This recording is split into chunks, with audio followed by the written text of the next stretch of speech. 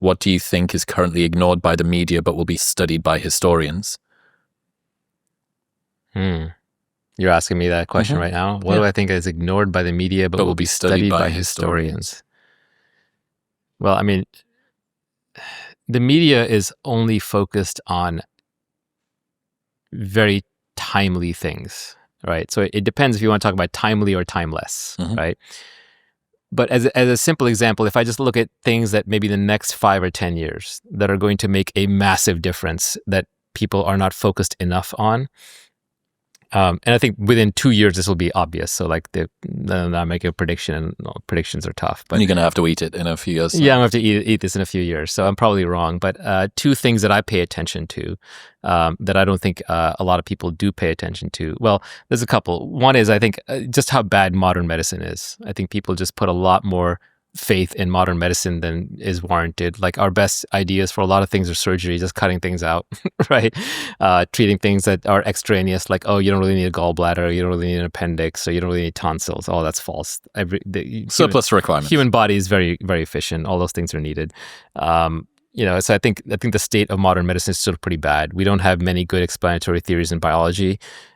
We have germ theory of disease. We have evolution, we have cell theory, we have DNA, genetics, morphogenesis, embryogenesis, and not much else. There's not much else. Everything else is rules of thumb, memorization.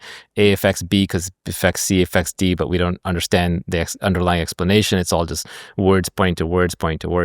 So biology is still in a very sorry state, and because we are not allowed to take risk that might kill people, we just don't experiment enough in biology. So a lot of treatments are just outright banned by large regulatory bodies. So we just don't have the innovation. So I think we're still in the Stone Age when it comes to biology, and we got a long ways to go. And I think people will look back aghast at this. And I think this is Brian Johnson's point. He's like, let's be more extreme. Let's try to live forever. Experimental. Let's be more experimental. And I'll start as N of 1 and start experimenting on myself. And but even there, I disagree with Brian on many things, like, taking huge amounts of supplements. I think we just don't know supplements outside of their natural context, like just eat liver, man, right? But that's fine, and I wouldn't be vegan either. But I really appreciate that he's experimenting. He's good-natured about it. He shares everything. So we need more people like that. So I think the state of biology, people will look back and say, wow, that was in the dark ages. I think another thing that we'll look back on is I think we still continue to underestimate how important drones are going to be in warfare. The future of all warfare is drones. There will be nothing else on the battlefield, because I think of the end state of drones as autonomous bullets, not even guided, autonomous, like they're self-directed. And so if that's the future we're headed towards, and it is dystopian. Why would you have an armed force? There's going to be there's going to be no aircraft carriers. There's going to be no tanks. There's going to be no infantrymen. There's just going to be autonomous bullets. My autonomous bullets against your autonomous bullets, whichever ones win, the other side just surrenders because it's over. I think that's the second piece of it. I think a third piece that is going to be kind of unexpected is the GLP-1s, which I know you and I have privately discussed before. I think these are the most breakthrough drugs since antibiotics. They're probably more important than statins. They're sort of miracle drugs. They seem to, there are downsides, but the downsides and side effects are so minor compared to the upsides beyond just weight loss. They also seem to be addiction breakers. They seem to lower many kinds of cancer. They almost metabolically reverse aging up to a certain point. And I think they're going to bend the curve on healthcare costs. And the big question people are going to be asking over the next 5 years is, why are Americans paying thousands of dollars a month for this when people overseas are getting them for free, or I can order them from China for free or whatever.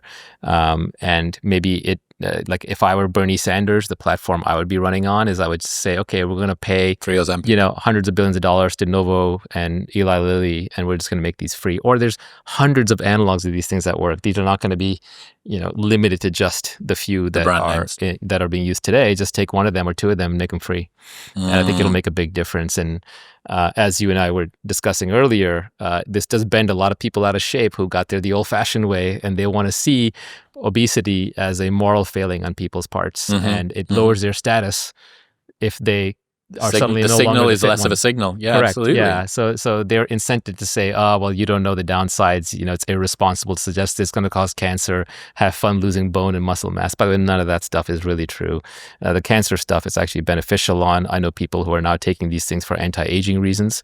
They're already fit, but they just want to age better and have a stronger insulin metabolism. And there's evidence now that these things are, they put off dementia, Alzheimer's, colon cancer. It's insane. Cardiovascular disease. Like the list of benefits is insane.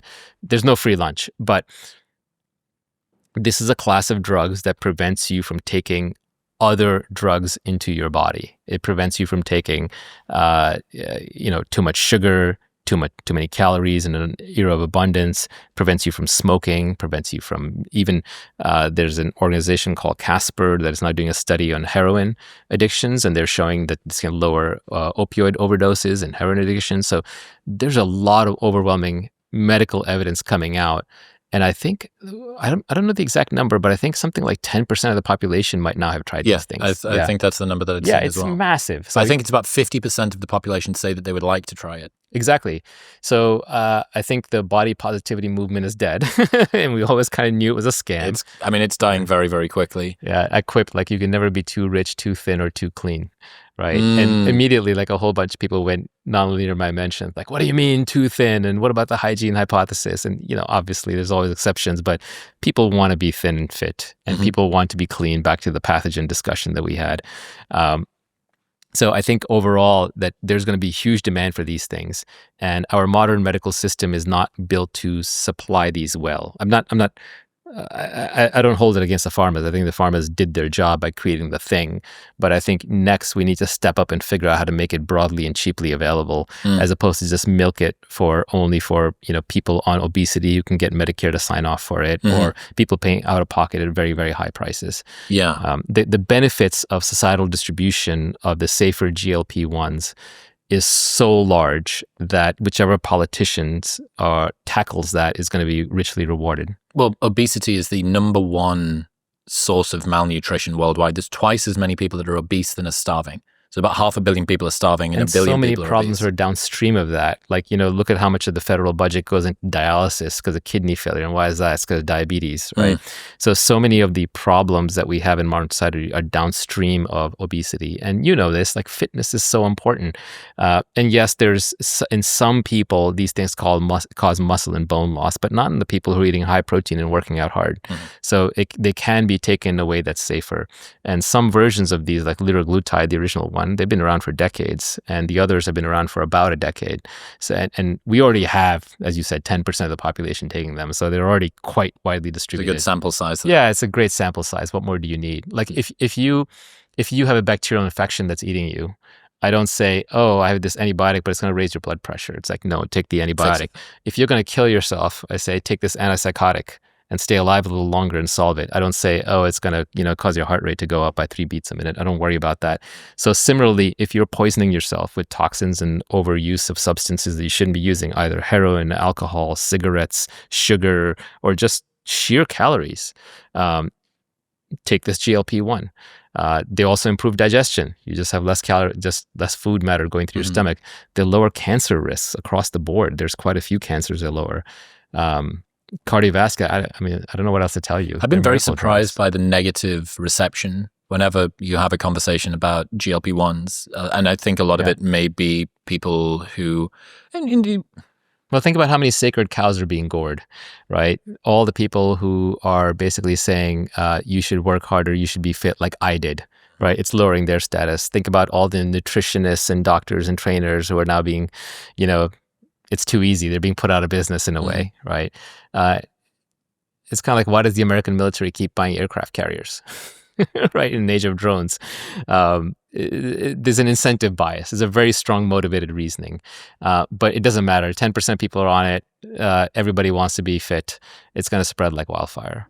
In other news, this episode is brought to you by 8 Sleep. If you struggle to stay asleep because your body gets too hot or too cold, this is going to help. Just add an 8 Sleep Pod 4 Ultra to your mattress like a fitted sheet, and it will automatically cool down or warm up each side of your bed up to 20 degrees. It's got integrated sensors that track your sleep time, your sleep phases, your HRV, your snoring, and your heart rate with 99% accuracy. And it even starts cooling or heating your bed an hour before you get into it. That is why 8 Sleep has been clinically proven to increase total sleep up to 1 hour every night. Best of all, they've got a 30-day sleep trial, so you can buy it and sleep on it for 29 nights, and if you don't like it, they will give you your money back. Plus, they ship internationally. Right now, you can get $350 off the Pod 4 Ultra by going to the link in the description below or heading to 8sleep.com/modernwisdom and using the code modernwisdom at checkout. That's EIGHT sleep.com/modernwisdom and modernwisdom at checkout. Thank you very much for tuning in. If you enjoyed that clip with Naval, just a mere taster, the full-length episode